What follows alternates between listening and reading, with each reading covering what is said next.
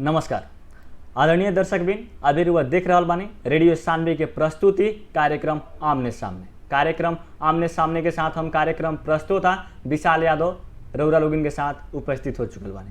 समसामयिक विषय पे निरंतर चर्चा रेडियो सानवी के साथ कार्यक्रम आमने सामने के साथ रौरा लोगिन सुन रहल बानी, देख रहल बानी। और आज हमने विशेष बात करम सन अभिन के जवन चुनावी चहल पहल चल रहल बाटे, ये मंसिर 4 गते होके जा रहल बाटे चुनाव, एकरा बारे में। और आज हमने के साथ में बानी जसपा के केंद्रीय सदस्य सलमा खातून जी। सबसे पहले कार्यक्रम आमने सामने में वहाँ के हम स्वागत करते हैं। स्वागत बाटे मैडम कार्यक्रम आमने सामने में अपने के। जी धन्यवाद, नमस्कार जी।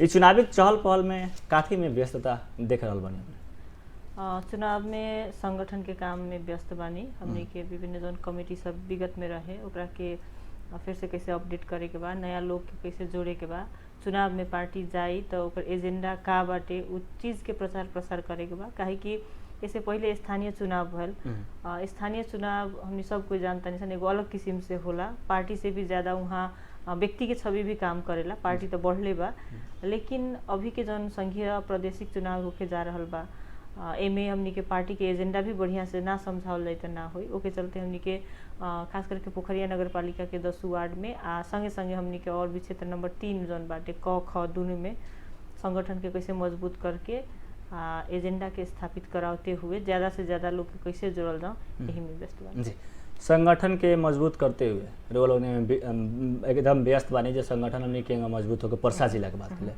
लेकिन कुछ सामाजिक संजाल में देखे के मिलत बाटे जितना भी जसपा पार्टी के कुछ पहले के निर्वाचित मेयर साहब लोग रहनी चाहे अनेकन लोग रहनी, वो लोग पार्टी छोड़ के भी जा रहल बानी। कि संगठन इससे मजबूत होकर बाटे कि कमजोर होकर बाटे? ये तो एकदम स्वाभाविक प्रक्रिया है। खास करके राजनीति में हमने के देखे निसन कि हमेशा कुछ लोग जुड़ते रहेला, कुछ लोग छूटते रहेला। ये फिर हमने खाली जसपा में नहीं के होत, अन्य दल में भी हो रहल बा। अगर जसपा से कोई अन्य दल में जाता, वैसे ही अन्य दल से जसपा में भी प्रवेश कर रहल बानी लोग। तो एकरा के हमनी के सामान्य तरीका से लेवे के पड़ी और ये होत रहेला। अब बड़ा चर्चित बा, एगो बहुत नेता लोग कहबे करेनी कि कोनो भी दल पर ही लागू होई कि पार्टी संगठन कहल एगो चलत ट्रेन हवे, जौन की एगो ओकर गंतव्य बा कि एगो स्टार्टिंग पॉइंट होला, एकर एगो उद्देश्य पूर्ति ला चलेला। और जगह में रास्ता में विभिन्न स्टेशन आवेला और वहाँ बहुत लोग चढ़ेला, बहुत लोग उतरबो करेला। लेकिन जे ओकर सच्चा सिपाही होई न पार्टी के, खास करके हम राजनीति में कहता नहीं, जे सिद्धांत से जुड़ल होई, ओकरा ईमानदारिता से लागे के बा, कुछ उद्देश्य पूर्ति करे के बा, उ निमन बाउर दोनों समय में पार्टी के संगे जरूर रही और ओकरा के गंतव्य तक जैसे पहुँचाई। वैसे ही अभी इहे दल के भी हमनी के पार्टी के चाहे अन्य दल पर भी जैसे कहीं लागू हुई, इहे चीज हुई कि जे पार्टी से लागल बा, जुड़ल बा, ओकर उद्देश्य से जुड़ल बाटे, सिद्धांत से जुड़ल बाटे, कोनो छोट छोट बात से उ दल ही ना छोड़ी। पार्टी के भीतर भी हमनी के अंतर संघर्ष कइल जा सकता, अपन बात रखल जा सकता। तो ऐसन गतिविधि सब हो रहल बा, तो एकरा के तो सामान्य रूप में ही लेवे के पड़ी। अब विशेष फोकस करम से हमने पर एगो महिला के ऊपर नहीं फोकस करम से, एगो ग्रामीण एरिया से बानी और ग्रामीण एरिया में एगो महिला के राजनीति कइल कितना तक सहज रहल बाटे? समग्र में ही कहल जाऊँ तो महिला ला पहले तो हर चीज मुश्किल बा। जैसे समाज के संरचना बा, बनावट बाटे, एगो महिला होके काहे कि हमनी के देखल ना जन्म लेवल ही मुश्किल बाटे, जहाँ भ्रूण हत्या होता टे, पैदा भइल संसार के मुंह देखल ही मुश्किल बा। खैर होते हुए विभिन्न सेक्टर में समस्या बड़ा सन, हर चीज में लालन पालन से लेके शिक्षा दीक्षा में भेदभाव हर कुछ बाटे। लेकिन अब राजनीति पर फोकस होकर जाऊँ तो शहर या गांव दोनों जगह महिला के चुनौती बाटे। गांव में ऑफ कोर्स और ज्यादा बा, कारण ई कि राजनीति एगो एकदम फरक क्षेत्र हो गल। फरक यही हिसाब से कि एकरा के बहुत ज्यादा गंभीर रूप में लेहल जाला, कहलो जाला कि सब नीति से ऊपर राजनीति होखेला। एक कारण से भी काहे कि राजनीति मार्फत जौन नीति सब बनावल जाला, कार्यान्वयन कइल जाला, चाहे एगो अगुआ लोग, नेता लोग जौन डिसीजन लेवेनी, जौन काम करेनी, ओकर प्रभाव हर सेक्टर पर पड़ेला, कोनो में प्रत्यक्ष, कोनो में अप्रत्यक्ष।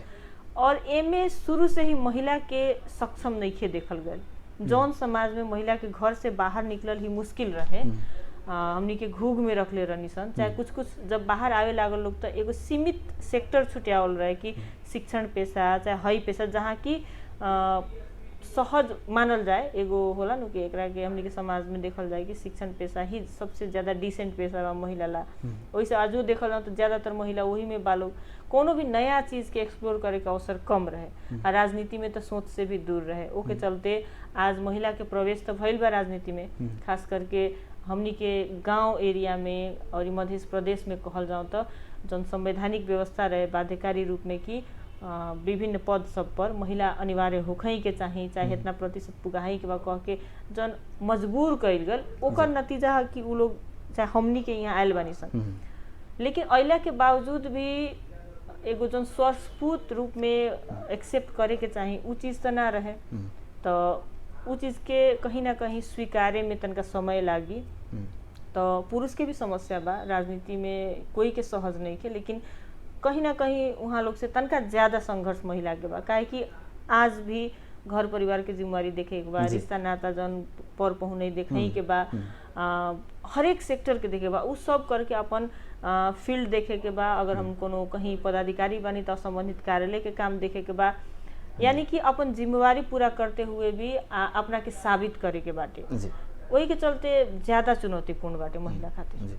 इस समाज के जहाँ तक बात करें हमने के पूरा मधेशवासी के या हमने के ग्रामीण एरिया के बात करें, विशेष करके एगो महिला के ऊपर ही बात करें, ये जौन समाज के एगो महिला के देखे के नजरिया रहल बाटे, ये कब तक परिवर्तनशील हो, ये कब तक परिवर्तन में जाए, कैसा लागल अपने के?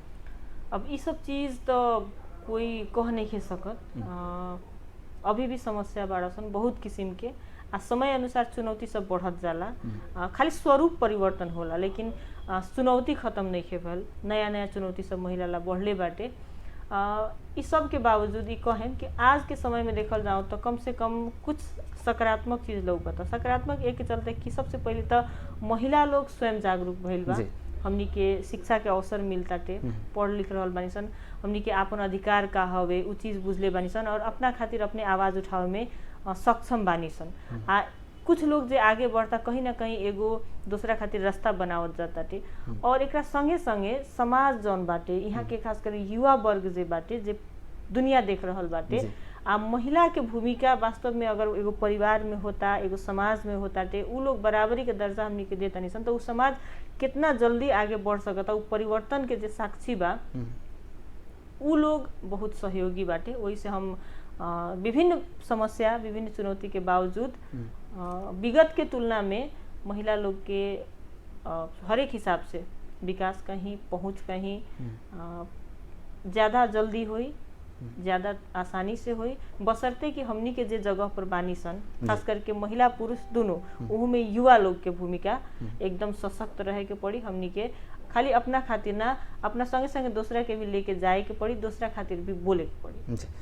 अपने एगो महिला बानी, बीतल समय में एगो पालिका के ऊपर में रह रहल, एगो महिला के राजनीतिक में अगर कोई नया महिला चाहत बानी राजनीतिक में आगे, कोई लड़की चाहत बानी कि युवती चाहत बानी जब राजनीतिक में आगे स्ट्रगल करी और राजनीतिक में एगो बढ़िया नाम कमाई के, उ लोग के रउआ का कहे के चाहे, रउआ जगह पर वहाँ लोग भी अगर आवे के चाहत बानी तो उ लोग के कितना सहजता रही, कैसा रही, उ लोग राजनीतिक में लागो लोग कि ना लागो लोग कह के, उ लोग आगे बढ़ो लोग कि ना बढ़ो लोग कह के, राउर कैसा संदेश रही वैसे युवती लोग जे चाहता? हाँ, युवा लोग अगर राजनीति में आवता तो बहुत ही खुशी के बात हुई, काहे कि हम खुद भी स्वयं एगो युवा होके ही राजनीति में आईनी और एक कारण से भी ये अवसर मिलल कि चाहे हमरा भी इच्छा रहे कि अगर युवा कोनो क्षेत्र में लागता तो ओकरा में एगो फर्क जोश होला, ओकर पूरा जिंदगी के सवाल रहेला, अपना के साबित करे के बा, ओके चलते फर्क पड़ेला।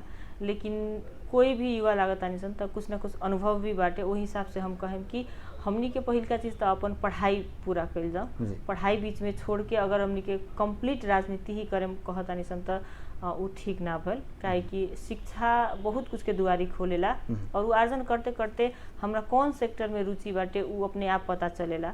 लेकिन हाँ, दुनिया के समाज के बूझ के अगर राजनीति में आवतानी सन तो उस समाज खातिर कुछ बढ़िया हमनी के और ज्यादा बेहतर कर सकतानी सन। तो शिक्षा के बात के संगे संगे हमनी के जौन अपन आय स्रोत बाटे, एगो वैकल्पिक आय स्रोत बहुत जरूरी बाटे। जब तक ले वैकल्पिक आय स्रोत ना होई, हमनी के अगर राजनीति के ही मूल आय स्रोत के माध्यम बनावतानी सन तो अब ई लुकावे वाला बात भी नहीं के बाध्यता रही कि हमनी के राजनीति के ही पैसा कमाए के जरिए बनावे के पड़ी, अर्थात कहीं ना कहीं भ्रष्टाचार के रूप ली।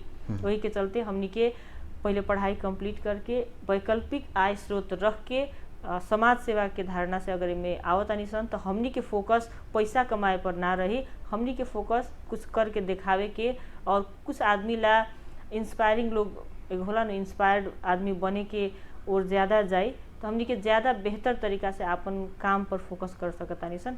और बाकी सब चीज़ तो एगो युवा में पहले ही से जोश जागर बा, लेकिन हाँ एगो और चीज़ का अनुभव कैनी कि एक संगे संगे धैर्यता हमनी में फैल बहुत जरूरी बा। कहीं ना कहीं उम्र के भी एगो बात कहीं एकरा के दोस्त कहीं धैर्यता ना हो तो राजनीति में बहुत मुश्किल बाटे। कोनो भी बात बोले से पहले निर्णय लेवे से पहले धैर्यता लेके, काहे कि हमनी के एगो बोली से हमनी के एगो निर्णय से सैकड़ों हजारों लाखों आदमी के जीवन प्रभावित हो सकताटे। वही से संगे संगे हमनी से जे अग्रज लोग बानी जे बढ़िया हमनी के सलाह दे सकतानी, कुछ सलाह सब भी लेके ओकरा के मनन करे के चाहे। अपने जब बीतल समय में 5 बरस तकले स्थानीय सरकार के रूप में रुआ रहल बानी, अपने के जितना दिन स्थानीय सरकार के रूप में रुआ रहनी बीतल समय में पुरुष सहकर्मी लोग के साथ कैसन मिलल, कैसन रुआ चलनी लगभग 5 साल तक ले? सबसे बड़का चुनौती उहे रहल। अब हम इना कहम कि ऐच्छिक रहे या जानबूझ के रहे, हो सकता वो अनजाने में रहे, काहे कि कहनी अनु कि महिला के राजनीति में अन्य सेक्टर में भी खास करके राजनीति में तो ओहू में एगो निर्णायक पद पर देखे के अभी आदत नहीं पड़ल लोग के। आम जनता के हम ना कहम, काहे कि आम जनता वो महिला लोग के भी वोट देके, चाहे वार्ड सदस्य में होको, चाहे उप मेयर में होको, चाहे मेयर में होको, चाहे सांसद तकले में जनता वोट देके जीता होता नहीं। लेकिन जहाँ हमनी जा तनी सना काम कर रहल बानी सन उहाँ बड़ा विडम्बना बाटे। उहाँ लगभग ऐसा ऐसा लोग पुगल बा जे जनता से वादा करके आयल बा कि हम दलित ला, अल्पसंख्यक ला, पिछड़ल ला, महिला ला कुछ करेम, वो लोग के बराबरी के अधिकार दिलवाएम, वो लोग के हक अधिकार खातिर लड़ेम। दूसर का एगो का होला कि ब्यूरोक्रेट्स यानी कि कर्मचारी लोग रहेला जे कि बकायदा पढ़ के लिख के लोक सेवा दे दे के पास होके आके मतलब एगो एकदम होला न सभ्य हर हिसाब से जानकार लोग मानल जाला, वैसन वैसन लोग बा।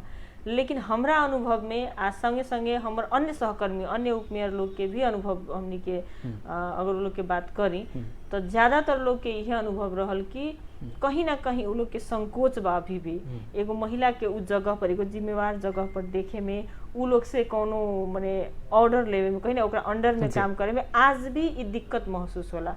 तो ई हम ना कहम कि जानबूझ के होला, वो कहीं ना कहीं एगो माइंडसेट जोन रहेला नो समय लागी ओकरा के स्वीकार करे में। काहे कि फिर उदाहरण हमनी के ये देखल ना तो बहुत जगह महिला मेयर भी निर्वाचित बा लोग, हमनी के मध्य प्रदेश में कम, लेकिन दूसरा जगह पर देखल ना तो ज्यादा बढ़िया तरीका से वो लोग काम भी कैले बाटे। लेकिन हमनी के यहाँ समस्या तनका ज्यादा बा। तो जौन समाज बाटे ओकर सोचे के एगो जौन तरीका बाटे ओकर झलक लौकेला नो, तो ज्यादा समस्या उहे भइल, समन्वय के समस्या रहे। फिर भी हम अपना हिसाब से हर प्रयास कैनी, बहुत लोग से समन्वय करके भी काम कैनी। लेकिन उहे अगर शायद पुरुष रहित चाहे अन्य पुरुष सहकर्मी जे लोग रहे, हम देखनी कि वो लोग के ज्यादा आसानी रहे काम करे में। काहे कि वो लोग कोनो समय में उठ बैठ सकता, भोर साँझ रात नहीं खे देखे के, कोनो चीज अपना तरीका से बात कर सकता। हमनी के एगो सीमितता हो जाला, तो उस सीमित तरीका से बात कैला के चलते कभी कभी मिसअंडरस्टैंडिंग भी हो जाला। तो इस सब के चलते जौन लिमिटेशन बा कहीं ना कहीं समस्या रहे। आ सोच तो बढ़ले बा, वो सोच धीरे धीरे बदली, हमनी के बदले के पड़ी। प्रयास हम कैनी कि कुछ बदल जा सके और वो हिसाब से काम करें। पर्सा जिला में देखल है बेसी चर्चा के विषय में पर्सा जिला भर में 2 गो उप मेयर जिलो रहनी, एगो पोखरिया नगर पालिका के रुआ रहनी बीतल समय में, और अभिन के दौरान में भी पेट्रोल गली के उप मेयर जी रहनी। पर्सा जिला में 2 गो उप मेयर के चर्चा का है व्यापक रहे, का करत रहनी? अब ये तो काम के सिलसिला में भी रहे आम जनता के एगो दृष्टिकोण, लेकिन हमरा बुझाई से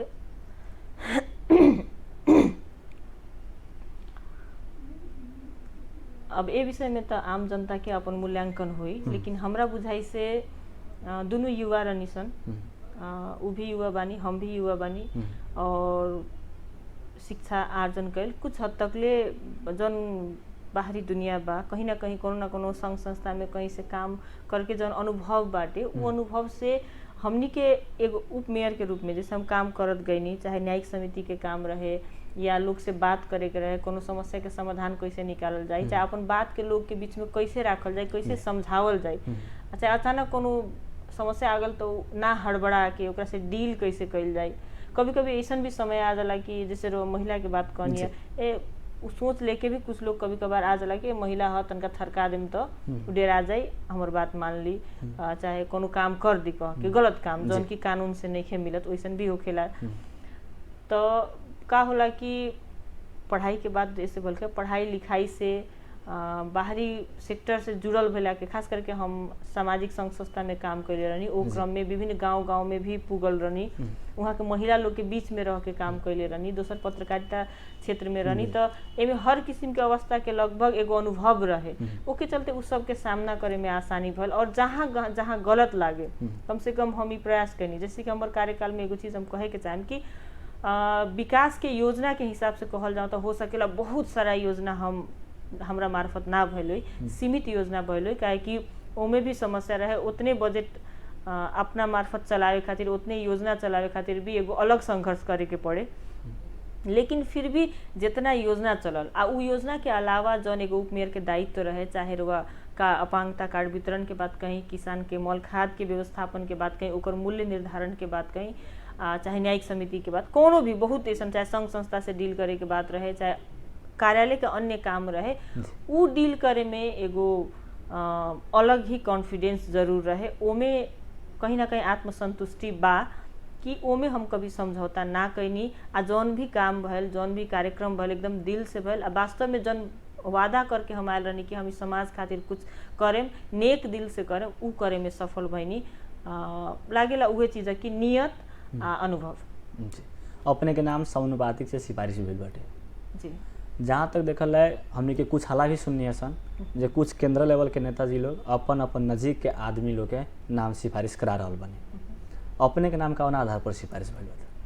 हमर नाम पार्टी के मार्फत ही गइल बाटे।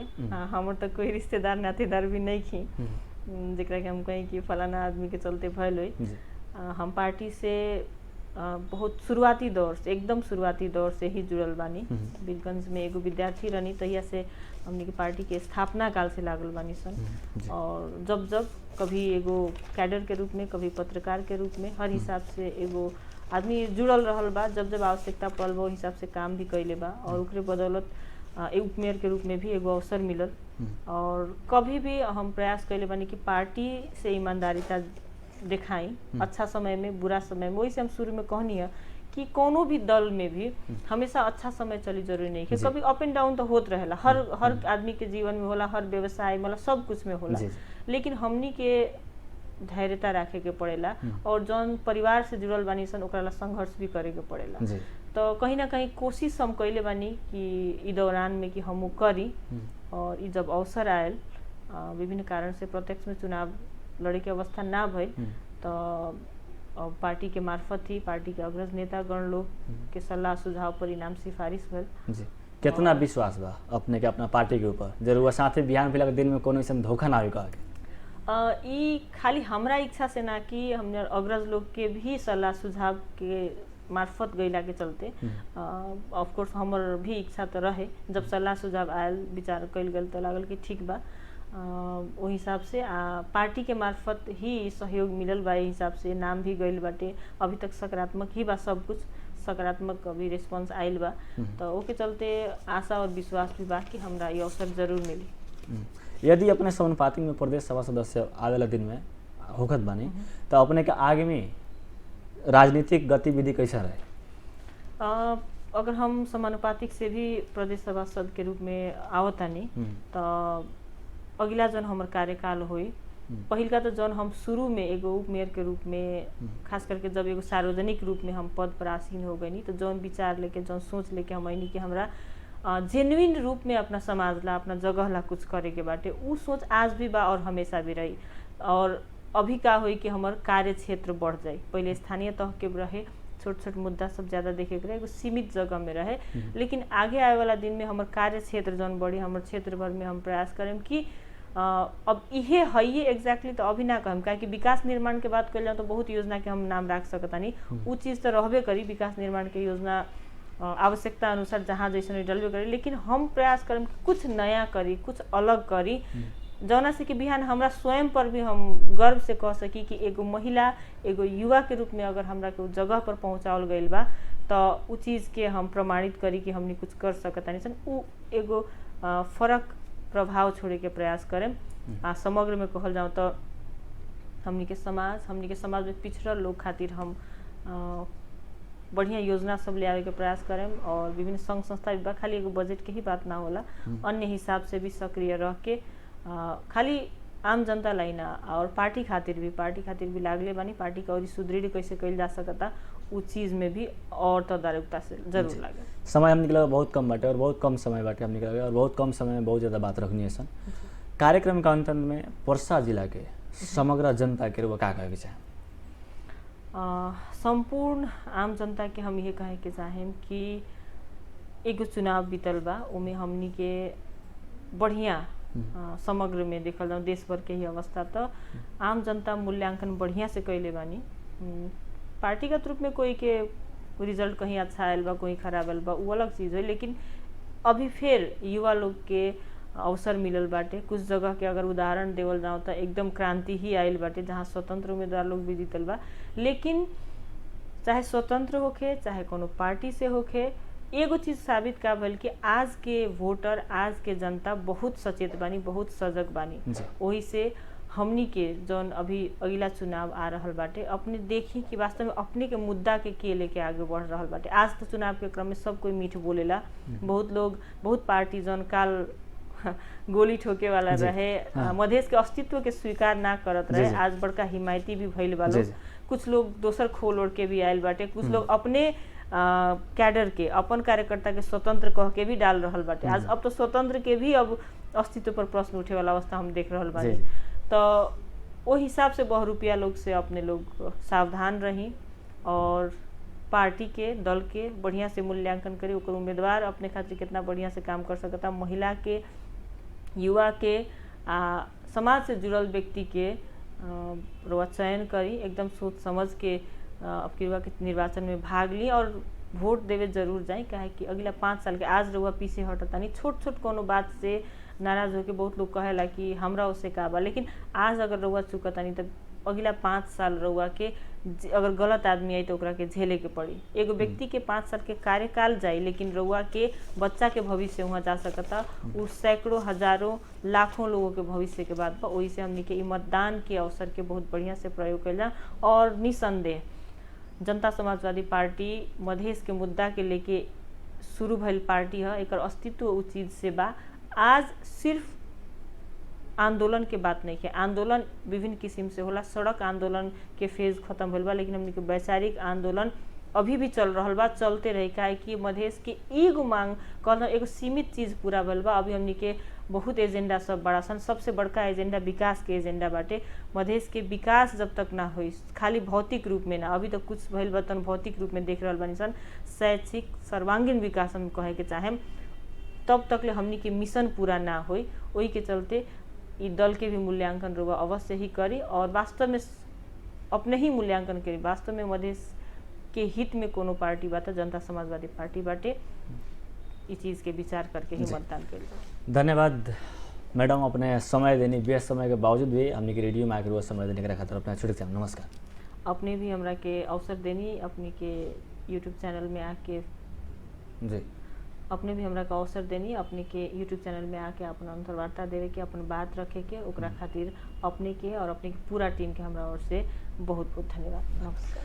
आदरणीय दर्शकबिन, आज हमने के साथ में रहनी जसपा के केंद्रीय सदस्य सलमा खातून जी, और वहाँ के समसामयिक विषय पर हमने बात करनी सन। पर्सा जिला में व्यापक चर्चा भी रहे, दूगो उप मेयर जी लोग, सलमा खातून पोखरिया और ममता महतो जी हमने के पटरवा सुगौली गाँव पालिका के, और बीतल समय में बहुत ज़्यादा चर्चा रहे, जेमें अब की बार यहाँ के समानुपातिक में आ रहल बानी, और ये विषय में हमने बात करनी सन।